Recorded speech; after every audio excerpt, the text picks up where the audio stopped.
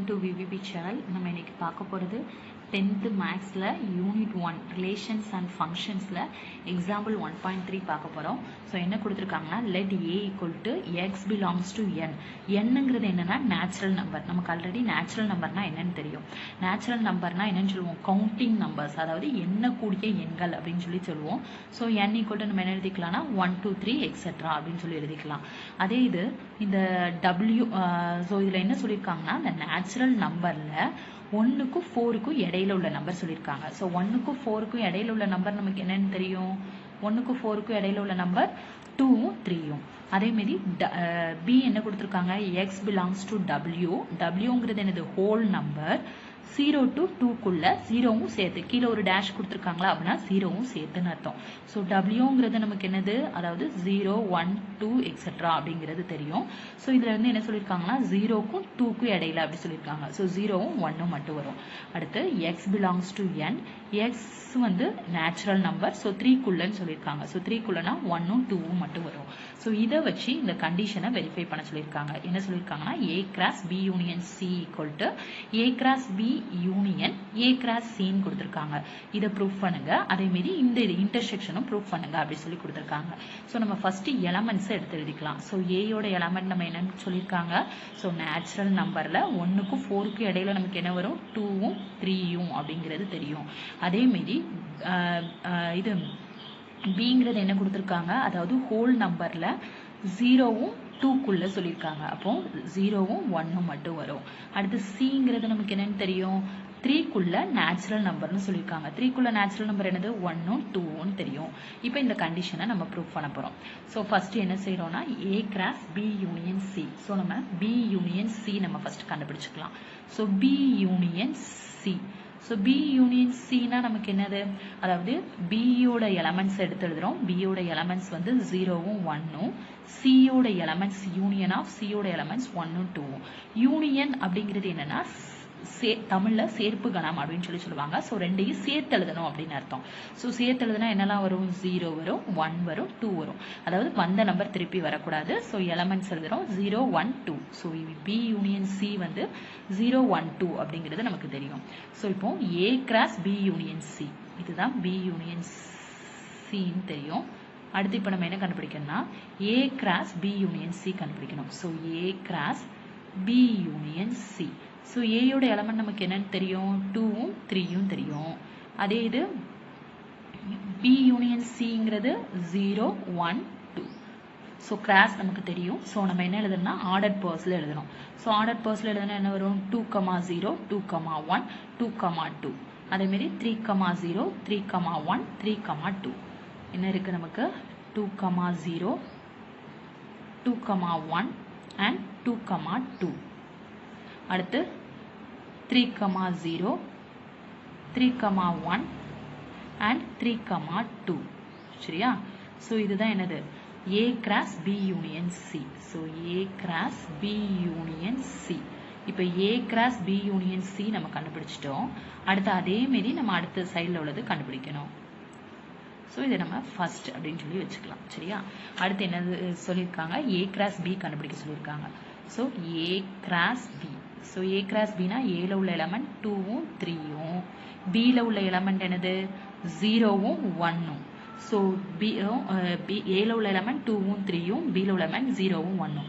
A cross பிங்கும் போது நம்ம எழுதுவோம் 2 0 2 1 3 0 3 1 2 0 2 1. அடுத்து 3 0 and 3 1. அடுத்து என்ன கொடுத்தது, ஏ cross C. So A cross C பார்க்க போகிறோம். ஸோ ஏயோடது என்னது 2 3ன்னு தெரியும். சியோடது என்னது 1 2ன்னு தெரியும். ஸோ ஏ கிராஸ் சிங்கும் போது ஏயோடது வந்து 2 1 2 2ன்னு எழுதலாம். 3 1 3 2ன்னு எழுதலாம். 2 1 2 2 3 1 and 3 2. இப்போ என்ன கேட்டிருக்காங்க, ஏயும் பியும் யூனியன் கேட்டிருக்காங்க. அப்போ A cross B union A cross C. So இது ரெண்டுக்கும் யூனியன். யூனியன் என்னது, சேமா உள்ளதை எழுத போகிறோம். ஸோ இது ரெண்டுக்கும் என்ன பண்ணுவோம், யூனியன்னா எல்லாமே வரும். ஸோ 2 0 ஃபர்ஸ்ட், அடுத்து 2,1, அடுத்து என்ன இருக்கு 3,0 and 3,1. 2,1 ஆல்ரெடி இருக்கு. அடுத்து வேற என்ன இருக்கு 2,2, 3,1 ஆல்ரெடி இருக்கு. அதே மாதிரி 3,2. ஸோ இப்போ இதுவும் சேமா இருக்கான்னு பாருங்க. 2,0, 2,1, 3,0, 3,1, 2,2 and 3,2. ஸோ ஃபர்ஸ்ட் செகண்ட் ஈக்குவலா இருக்கா? ஸோ ஃபர்ஸ்ட் செகண்ட் ஈக்குவலா இருக்கனால இந்த கண்டிஷன் ப்ரூவ் பண்ணிட்டோம். ஸோ என்ன எழுதலாம்னா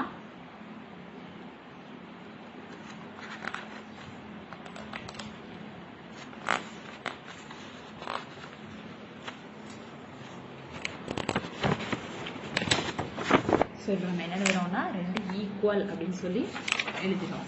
ஓகேவா? ஸோ இப்போ நம்ம என்ன ப்ரூவ் பண்ணியிருக்கோம்? ஸோ ஃப்ரம் 1 and 2ல இருந்து ஃப்ரம் 1 and 2 சரியா? ஸோ இந்த 1 and 2ல இருந்து நம்ம என்ன எழுதியிருக்கோம்? 2 equal.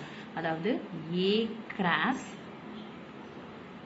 B union C equal to A cross B union A cross C அப்படின்னு சொல்லி எழுதுறோம். சரியா? ஸோ செகண்ட் என்ன கேட்டிருக்காங்கன்னா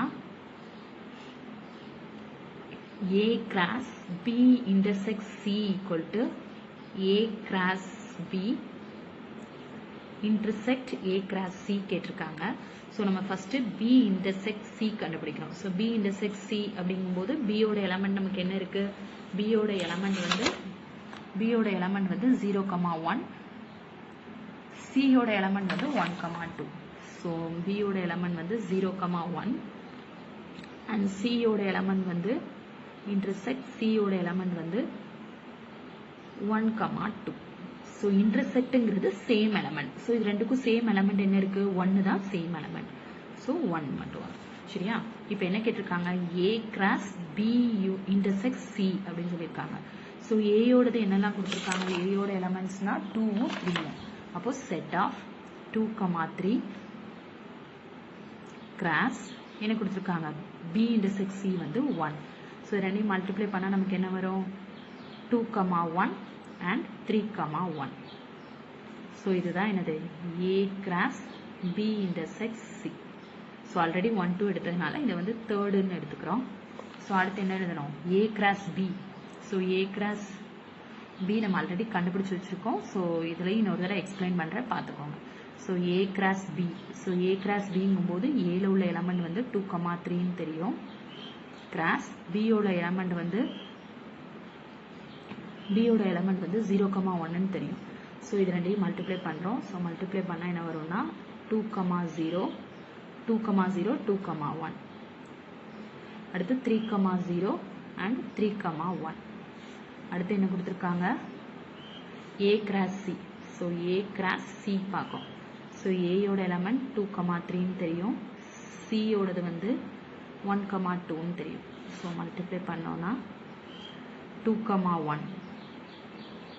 அடுத்து 2,2. அடுத்து 3,1 and 3,2. ஸோ இப்போ இது ரெண்டுக்கும் என்ன சொல்லியிருக்காங்க? இன்டர்செக்ஷன் கேட்டிருக்காங்க. So A cross B intersect A cross C. இன்டர்செக்ட்னா என்னது? சேம் எலமெண்ட் எடுத்து எழுதணும். ஸோ இது ரெண்டுக்கும் சேம் எலமெண்ட் என்னெல்லாம் இருக்கு? 2,1 சேமா இருக்கு, 3,1 சேமா இருக்கு. So 2,1 and 3,1. வேற எதுவும் சேமா இருக்கா? இல்லை. ஸோ அப்போ இது வந்து ஃபோர்த்து. ஸோ தேர்டு ஃபோர்த்து ஈக்குவலா இருக்கா? So from third and fourth, from third and fourth. ஃபோர்த்ல இருந்து நமக்கு என்ன தெரியுது? A cross B intersect C equal to A cross B intersect A cross Cன்னு தெரியுது. ஸோ இவ்வளோதான், ரொம்ப ஈஸி தான், கொஞ்சம் கவனமாக செய்யுங்க. ஸோ இந்த சேனல் பிடிச்சிருந்தா லைக் பண்ணுங்க, சப்ஸ்கிரைப் பண்ணுங்க, ஷேர் பண்ணுங்க. தேங்க்யூ.